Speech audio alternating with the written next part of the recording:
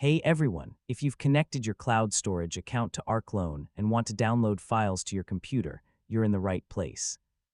In this video, I'll show you how to download files with Rclone from start to finish in 2026. First, make sure Rclone is installed and that you've already configured a remote cloud storage connection such as Google Drive, OneDrive, Dropbox, Amazon S3, or another supported provider. Next, open a terminal or command prompt window on your computer. Before downloading files, verify that your remote connection is working correctly by listing the files and folders stored in your cloud account. Once you've confirmed that the remote is accessible, locate the file or folder you want to download.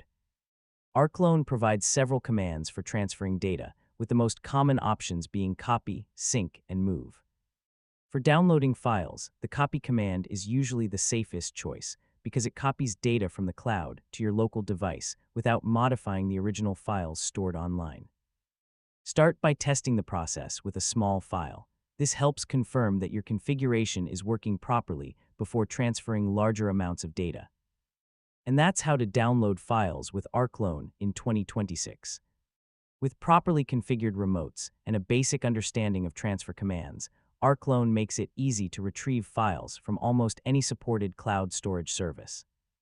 Thanks for watching, and I'll see you in the next tutorial.